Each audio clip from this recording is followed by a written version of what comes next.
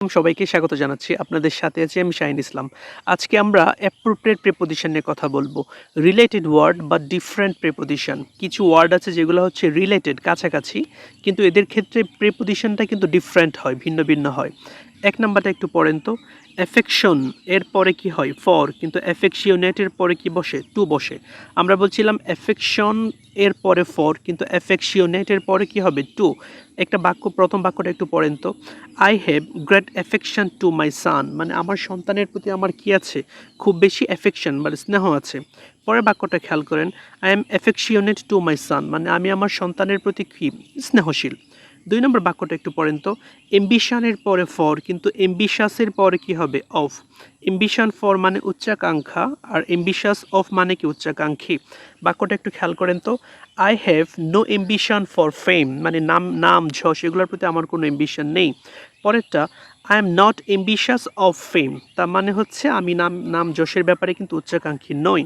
তিন নাম্বারটা একটু খেয়াল করেন। 2 এবং 3 কিন্তু পাশাপাশি। ডিজায়ার ফর মানে অভিলাষ, ইচ্ছা, আকাঙ্ক্ষা, আর ডিজায়ারাস অফ মানে কি? অভিলাষী, মানে ইচ্ছুক।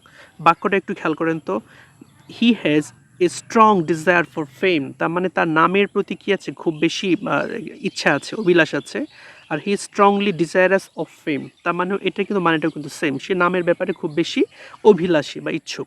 এখন খেয়াল করেন 2 এবং 3 মানে এম্বিশন ফর আর ডিজায়ার ফর, এম্বিশাস অফ আর ডিজায়ারাস কি হবে? অফ, কাছাকাছি। পরে 4 নম্বর একটু পড়েন তো।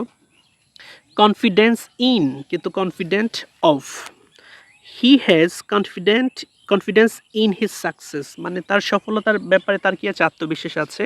আর হিজ কনফিডেন্ট অফ সাকসেস মানে সে সফলতার ব্যাপারে কি? আত্মবিশ্বাসী। তার মানে আমরা বলছিলাম নাউন যখন হয় তখন ইন হচ্ছে, আর যখন যখন অ্যাডজেক্টিভ হচ্ছে তখন কি হচ্ছে? অফ হচ্ছে। পরে এটা আপনারা 5 নাম্বার মিনিংটা আপনারা জানেন। অ্যাকর্ডিং এর পরে টু, কিন্তু অ্যাকর্ডেন্সের পরে কি হবে? উইথ। অ্যাকর্ডিং টু আর অ্যাকর্ডেন্স উইথ, বাক্যটা একটু পড়েন। He acted according to my advice, মানে সে আমার উপদেশ অনুযায়ী কাজ করেছে। আর he acted in accordance with my advice, এটা মানেও কিন্তু সে আমার উপদেশ অনুযায়ী কাজ করেছে।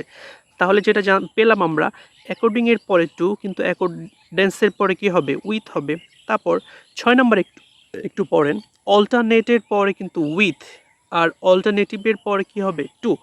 অল্টারনেট উইথ মানে পালাক্রমে আসে, একটার পরে আরেকটা আসে, এটাকে আমরা কি বলছি? Alternate with. আর অল্টারনেটিভ টু মানে কি বলছি? বিকল্প। বাক্যটা একটু পড়েন।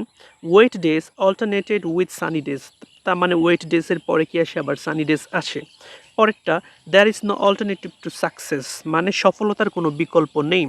পরে 7 নাম্বার একটু পড়েন তো। ফন্ড অফ মানে হচ্ছে অনুরাগী, আর ফন্ডনেস ফর মানে কিন্তু অনুরাগ। তাহলে আমরা যেটা পেলাম, ফন্ডের পরে কি হবে? অফ, কিন্তু ফন্ডনেসের পরে কি হবে? For. Farhan is fond of sweet, মানে ফারহান হচ্ছে মিষ্টি খেতে পছন্দ করে, মানে মিষ্টির প্রতি তার কি আছে? সে অনুরাগী। পরেরটা, Farhan has great fondness for sweet, মানে ফারহানের হচ্ছে মিষ্টির প্রতি খুব বেশি অনুরাগ আছে। ওকে। পরেরটা, রেসপেক্টের পরে ফর, কিন্তু রেসপেক্টফুল এর পরে কি হবে? টু। রেসপেক্ট ফর মানে শ্রদ্ধা, রেসপেক্টফুল টু মানে শ্রদ্ধাশীল। বাক্যটা একটু খেয়াল করেন তো। I have respect for my teachers, আমার টিচারের প্রতি আমার কি আছে? শ্রদ্ধা আছে। আর I am respectful to my teachers, মানে আমি আমার টিচারের ব্যাপারে কি? শ্রদ্ধাশীল। 9 নম্বর বাক্যটা একটু পড়েন তো। হিন্ডার্ড ফ্রম মানে বাধা দেয়া, আর হিন্ড্রেন্স টু মানে কি? বাধা। তার মানে আমরা বলছিলাম হিন্ডারের পরে কি হবে? ফ্রম, কিন্তু হিন্ড্রেন্সের পরে কি হবে? টু। বাক্যটা একটু খেয়াল করেন।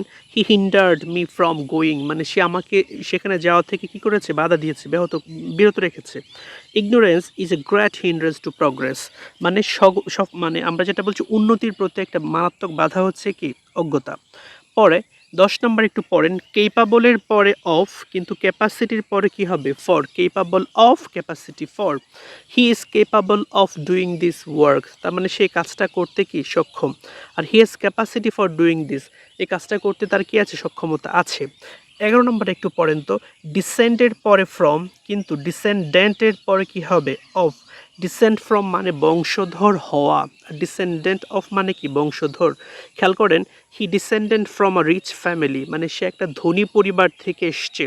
আর he is a descendant of a rich family, মানে সে একটা ধনী পরিবারের বংশধর। 12 নম্বরটা একটু পড়েন।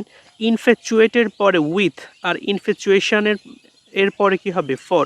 ইনফ্যাচুয়েট উইথ মানে কি কারো প্রেমে পড়া বা কারো মোহে মোহান্ধ হওয়া আর কি, মানে কারো মোহে পড়া। আর ইনফ্যাচুয়েশন ফর মানে কি কারোর প্রতি মোহ বা টান এগুলো।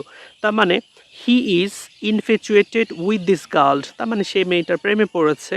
আর he has infatuation for this girl, তার মানে তার এই মেয়েটার প্রতি কি আছে, মোহ আছে, প্রেম আছে। আজকে আমরা অ্যাপ্রোপ্রিয়েট প্রিপোজিশনের কথা বলেছি, মূলত রিলেটেড ওয়ার্ড বা ডিফারেন্ট প্রিপোজিশন এটা নিয়ে কথা বলছি। আপনাদের সবার প্রতি রিকোয়েস্ট থাকবে আমার চ্যানেলটা লাইক, কমেন্ট এবং শেয়ার করার জন্য। সবাই ভালো থাকবেন, ধন্যবাদ সবাইকে, আল্লাহ হাফেজ।